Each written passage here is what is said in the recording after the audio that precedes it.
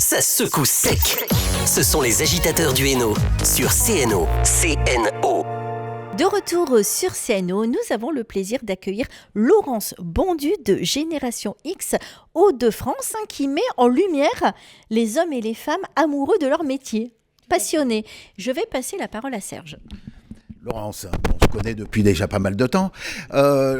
Donc, parle-nous de cette idée que tu as eue de créer une page qui va raconter un petit peu le cheminement de certains artisans, on va dire, puisque ce sont pas des Un petit peu de tout. C'est un peu de tout, mais c'est souvent des artisans qui ont développé un don et puis qui s'en servent, c'est ça à peu près. Voilà, en fait, j'aime beaucoup écrire, mais que faire en écriture, quoi, à part écrire un livre et le laisser sur la table de chevet. Aujourd'hui, on a l'opportunité de pouvoir se développer avec les réseaux sociaux. Alors c'est bien et c'est pas bien parce qu'on est amis avec tout le monde et en même temps on ne connaît personne. Et je me suis dit, pourquoi pas aider un peu les artisans qui n'ont pas beaucoup de temps pour faire de la communication. Pourquoi pas mettre en avant des personnes qui ont des talents particuliers et des associations également qui travaillent dans l'ombre. Voilà, donc d'où ma page Génération X Hauts-de-France. Et comment vous rencontrez ces personnes ? Ah, là, c'est un travail en amont, c'est-à-dire que je regarde un peu partout les actualités comme tout le monde pour savoir, pour voir un peu qui sort un petit peu de l'ordinaire. Et après, on me propose également des entretiens, en fait, avec certaines personnes. Aujourd'hui, tu arrives quand même à être un petit peu connu, donc les gens vont venir petit à petit, oui. L'oiseau fait son nid. Mais on vient te chercher, on vient te demander aussi. Oui, alors en fait, je publie les articles sur 2 sites, Facebook. Facebook, ça reste tout de même un peu populaire. Tout le monde regarde, personne ne like, mais il y a quand même pas mal de petites choses qui sont vues, parce que mon premier reportage, c'était avec les cycles du pavé, cet itinérant qui répare les vélos et sillonne les routes de la Pévèle. Lui, on va bientôt atteindre les 1000 vues, donc c'est pas rien quand même. Mais par contre, là où je travaille le plus, c'est avec LinkedIn, sans nom de rien, parce qu'il y a beaucoup d'entrepreneurs qui me propose d'aider. Je pense par exemple à Jessica Lambinet, qui donc crée des vitraux. C'est une jeune fille qui, son objectif, c'est de se développer et de travailler avec des architectes d'intérieur. Et on m'a proposé sur LinkedIn, donc un assureur, plusieurs personnes m'ont proposé de la mettre en relation avec justement des architectes d'intérieur. Sur LinkedIn, c'est plus professionnel. Il y a tout un réseau d'entrepreneurs qui s'appelle BNI, notamment. C'est un regroupement et ces personnes proposent, font des réunions hebdomadaires, je pense. Ça regroupe donc la protection de la santé, des assurances, des immobiliers, du matériel, du mobilier pour les entreprises. Et ils ont beaucoup de contacts, oui. Et eux peuvent mettre en relation justement les personnes que je mets en avant.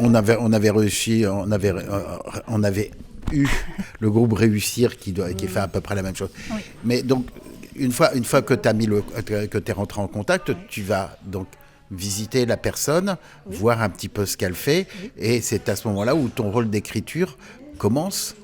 Oui, pour éviter la page blanche, oui, c'est mieux. vaut mieux éviter la page blanche, de toute façon. Oui, alors en fait, je souhaite rencontrer la personne parce qu'on m'a déjà proposé de tout m'envoyer par mail ou je ne sais trop quoi. Non, moi je ne suis pas là pour faire un relais publicitaire, mais justement pour mettre en avant la personne. J'ai besoin de m'imprégner des lieux, d'aller au-delà des mots, voir un peu le ressenti de la personne, ressentir les émotions également. Donc je vais sur place. Quand je peux, je participe également à certaines choses. Et ensuite, oui, il y a tout un travail d'écriture par la suite, bien sûr. Alors moi, j'ai eu l'occasion de lire Nuages, Coffee Röster. Oui. C'est le dernier. Un beau développement sur cette entreprise familiale, oui, qui font du café. Oui. Mais ils en font tout un art. Mais apparemment, c'est comme si on dégustait un cru, en fait, un beau cru. Ah, mais tout à fait. Le café, c'est pas rien. Après, on aime ou on n'aime pas, mais c'est vrai que pour les personnes qui aiment le café, c'est comme un bon vin, en fait. Mais il développe, en fait, du choix du café au transport, à la production, à la réalisation. Tout à fait. C'est très... il y a du travail en amont également de leur côté. Mais ça existait dans mon temps, puisque je suis pas tout jeune. Dans mon temps, ça existait déjà, mais c'est vrai que ça s'est perdu à cause des grosses sociétés, genre Grand-Mère, etc., qui ont tout écrasé. Mais c'est bien de remettre ces gens-là en avant. Oui. Donc, toi, ton objectif, c'est pas d'aller chercher les cafés Grand-Mère ? Non, en fait, je suis aussi tatillon là-dessus. Je cherche également les personnes qui ont une activité avec un impact écologique. Et notamment ce jeune trentenaire qui est plus impacté également avec l'environnement. C'est vrai qu'on fait beaucoup plus attention maintenant qu'autrefois. Les consommateurs changent également au niveau consommation.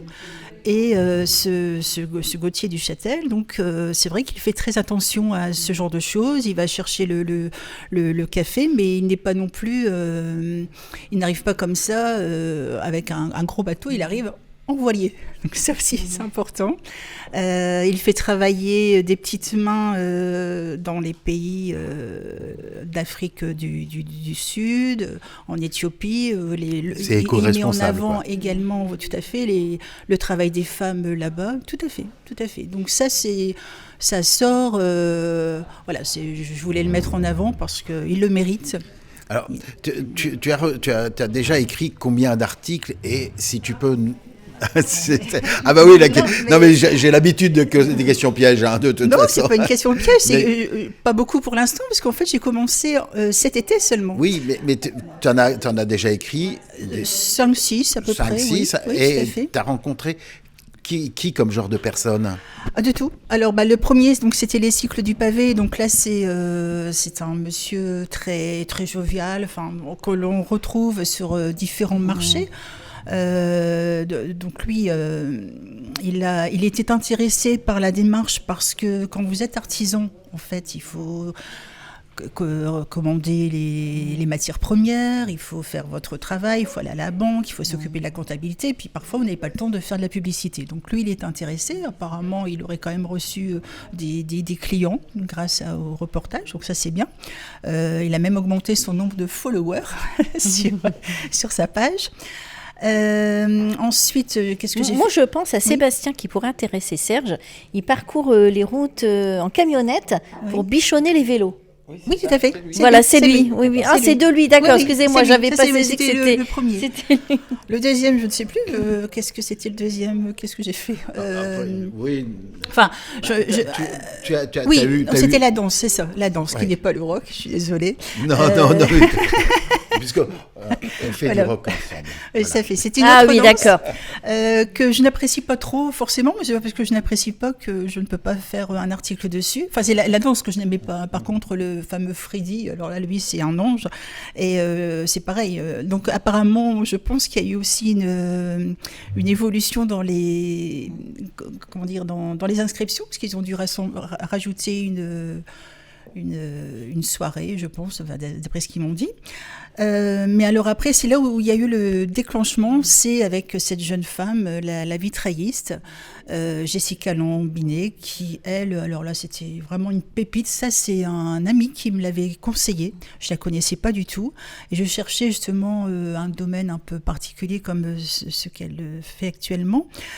Et elle, mais il faut vraiment la connaître parce qu'elle est extraordinaire. J'ai vu son travail, il est magnifique. Et ce week-end, elle tient un stand au Salon des créateurs à Lens. Elle tient un stand et je vous conseille d'y aller puisque...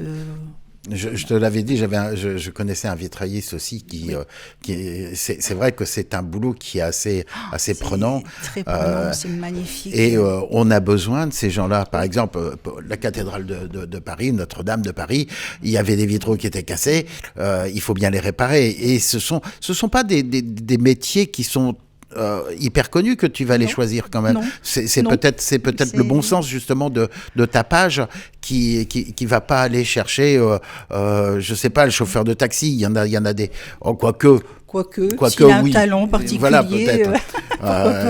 Peut-être, mais c'est pas des gros des trucs qui sont très très connus, quoi. Non, en c'est fait, ça faut... la base de ta page. Enfin, parce que je fais ça bénévolement. C'est ça aussi que je tiens à dire, parce que je travaille toute la journée. Par contre, j'ai la chance d'avoir des horaires très décents qui me permettent si je peux lancer une petite... Une petite bouteille à la mer. Oui, voilà, on va dire ça. Allez.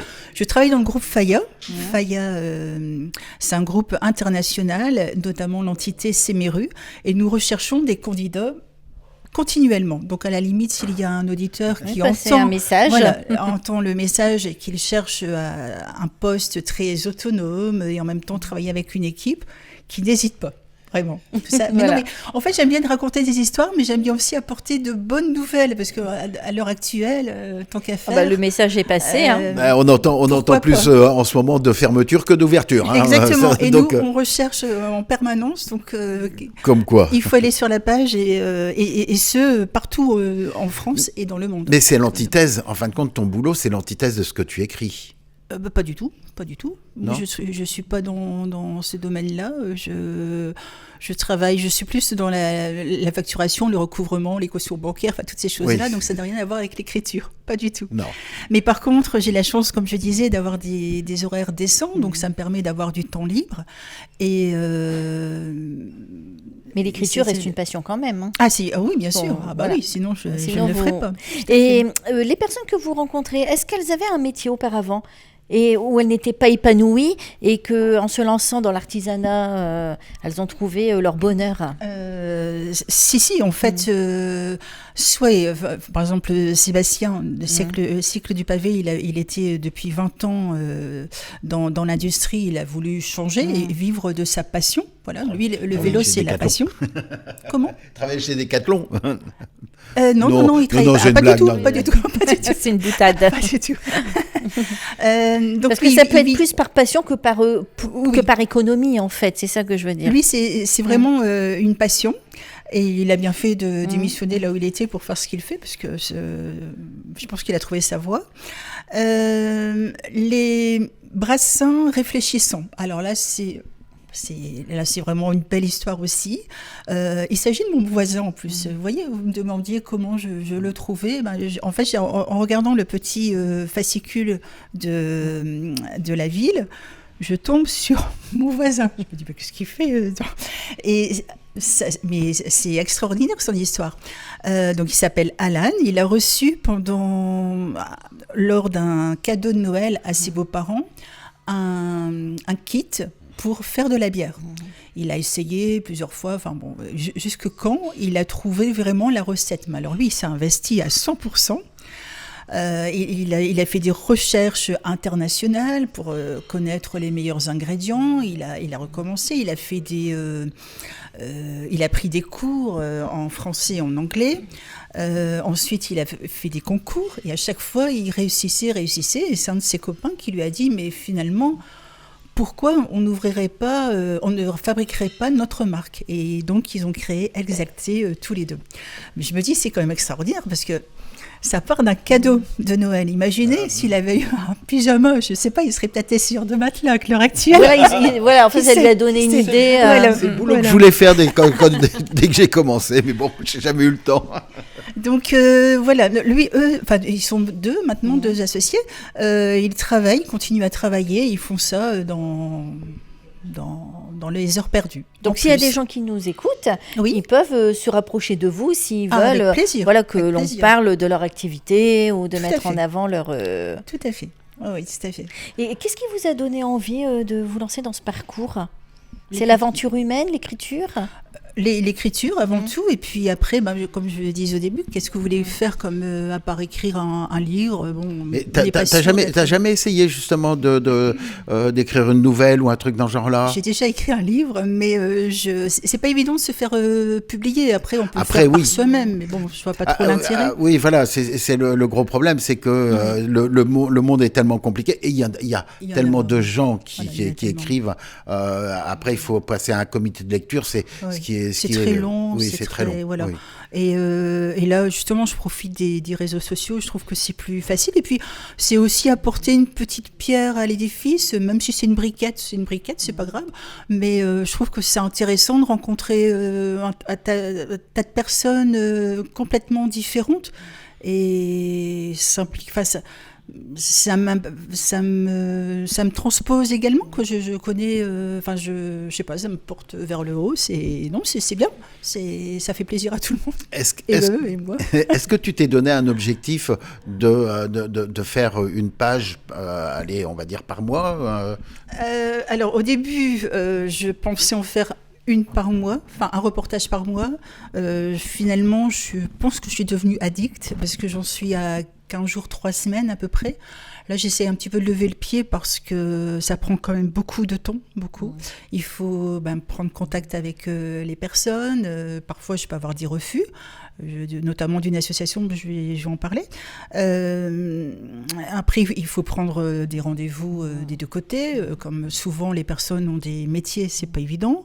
Et puis après, il faut écrire. Puis après, il faut faire la vidéo. Comme je suis pas très très bonne en tout ce qui est informatique, c'est pas évident. Mais en bidouillant, j'arrive à m'en sortir. Voilà, c'est du travail. Puis il n'y a pas que ça, il y a aussi la vie d'à côté. Donc, vous disiez que vous avez eu des refus. Donc, il y a des gens qui n'osent pas, qui ont peur.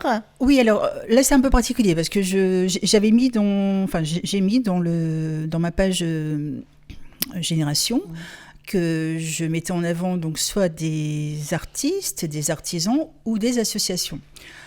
Alors, association, c'est quelque chose qui m'importe beaucoup. Je veux mettre en lumière les personnes qui travaillent dans l'ombre, parce qu'il y en a beaucoup. Et ça...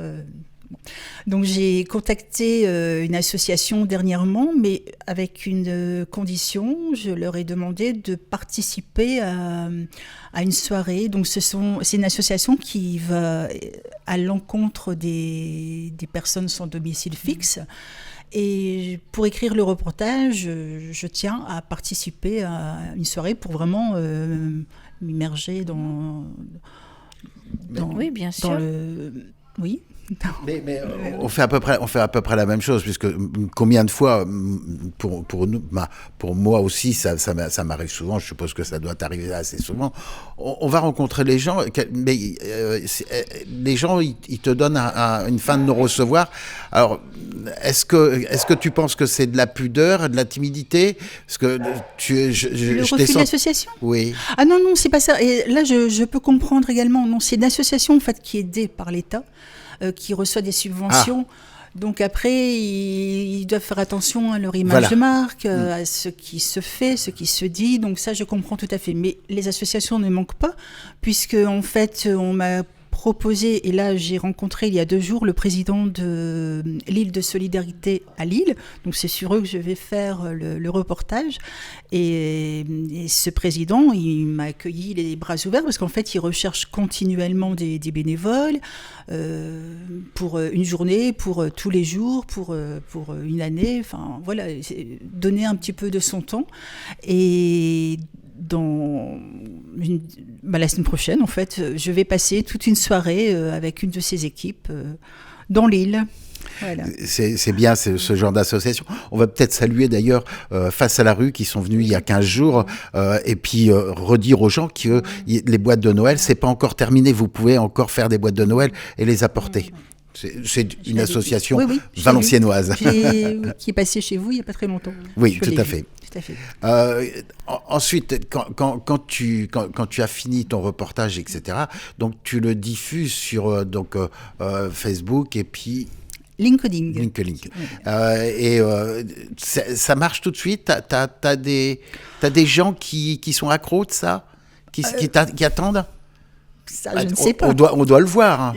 Oui, je vous dis, sur Facebook, souvent les gens vont voir, mais voilà, en catimini pratiquement. Pas forcément beaucoup de likes, mais au début, j'étais un petit peu désarçonnée. Je disais, mais finalement, il n'y a personne qui regarde, ça sert à quoi? Et on m'a dit, non, ne regarde pas ça, parce que tu verras que tu auras d'autres retombées. Et c'est vrai, parce que on voit le nombre de vues. En fait, tout à fait. Sur les vidéos. Oui.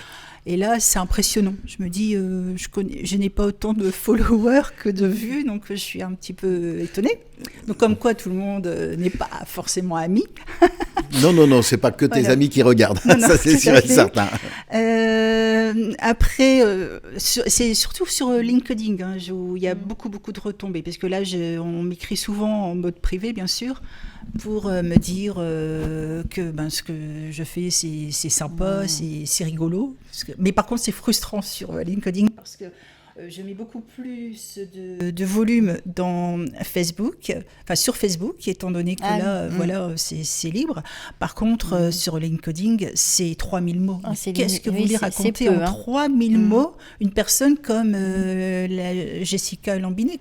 C'est pas possible. Déjà, moi, quand j'écris, je suis à 3 feuilles à 4 et je dois réduire à une feuille. Donc, c'est frustrant. Oui, vous dites que vous avez des retombées. Vous dites que vous avez des retombées sur LinkedIn, mais ce qui est un petit peu normal du fait que c'est un réseau professionnel en fait. Voilà, pour donc, les gens, genre de choses, oui, tout à fait, oui. Autre chose à rajouter, Serge? Non, tout va bien. La prochaine fois, elle fera peut-être un reportage sur nous d'ailleurs. C'est parce que je ne sais pas ce que ça va donner. Pourquoi pas? Vous avez autre chose à rajouter, Laurence? Non, merci de m'avoir invité et je propose justement, je convie tous les gens, toutes les personnes, voilà, qui souhaitent, qui ont un petit talent, Mais ils vous contactent comment ces personnes? Bien joué, je ne donnerai pas mon 06. Non, mais le réseau social. Quand on je cherche, l'ai même pas moi alors. Quand on cherche, on trouve. On peut me trouver sur la page Facebook. On envoie en mode privé. D'accord. Voilà, le message est passé. Oui. Merci Laurence. Merci à vous. Bonne continuation. Merci beaucoup. Les agitateurs du Hainaut est rediffusé le dimanche entre 22h et 23h. Vous avez la possibilité de nous retrouver sur Facebook Live et YouTube Live. Retour du Réveil en Rire, présenté par Patrick jusqu'à 13h sur CNO. Ça secoue sec. Ce sont les agitateurs du Hainaut sur CNO. CNO.